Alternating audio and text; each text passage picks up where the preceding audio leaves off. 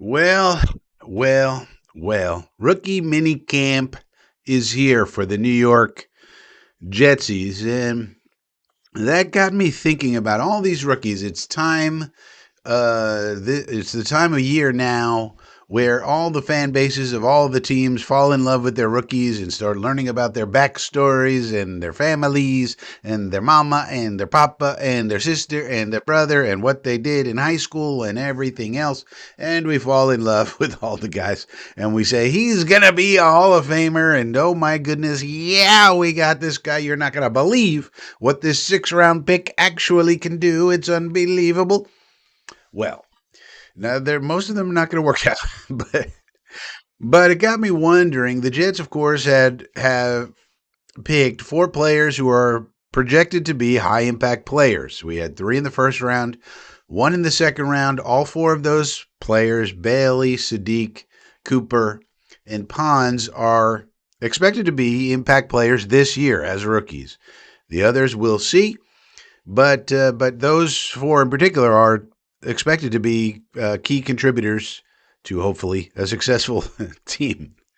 Um, but it got me wondering which of these rookies would worry me the most. Like maybe they're not going to live up to their expectations. Now, part of that's going to be about, well, how much opportunity are they getting? What's their role? What are they doing? So somebody like a David Bailey, we already know he's going to be on the field a lot. We've already heard from AG, and he's going to, whether we're in our 3-4, 4-3, whatever schematic fluidity genius thing we're doing, he's going to be a part of it on the outside, playing kill the man with the ball, basically.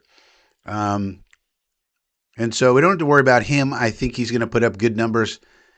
In a best case scenario, he's in the running for Defensive Rookie of the Year because he puts up sacks at least, and that's a big number. Football fans get very excited about sacks, and so if he puts up a high number of sacks, people will look upon him very favorably.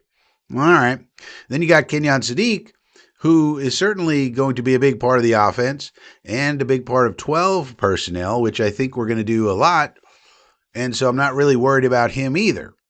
But then comes Mr. Omar Cooper. Now, Omar Cooper is the one that has me a little bit worried just because I'm not sure he's going to get as many opportunities as he might like, especially as a rookie. And so if you don't get the targets, well, how are you going to put up numbers? Now, I do think he's going to be a productive member of our offense and very valuable in terms of, I've spoken about this before, I think it's going to be 3rd down and Omar, where we need a 3rd down.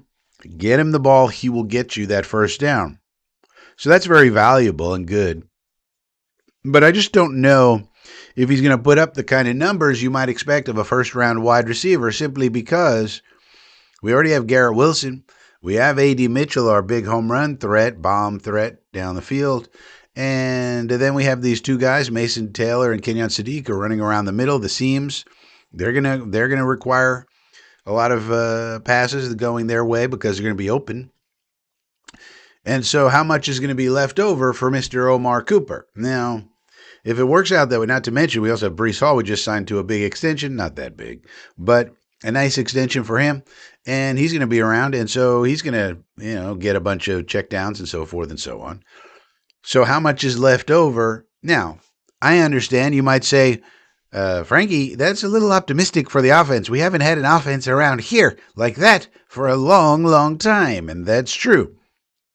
But I am going to look at it optimistically because looking at it on paper and also watching the tape on Geno Smith his last 4 years, 1 very bad with the Raiders, 3 excellent with the Seahawks, with the people he has around him, weapons, offensive line, offensive coordinator, those are all the key pieces for a quarterback to be successful.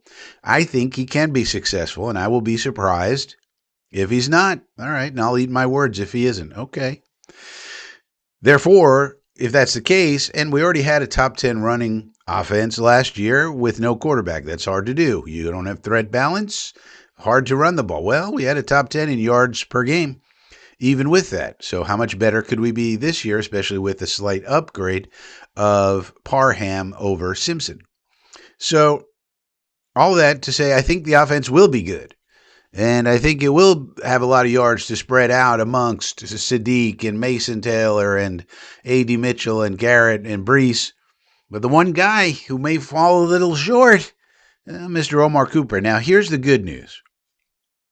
I don't believe this kid is the type of kid to get upset about that. I don't think he's going to be a diva like some of these wide receivers. You never know, I guess.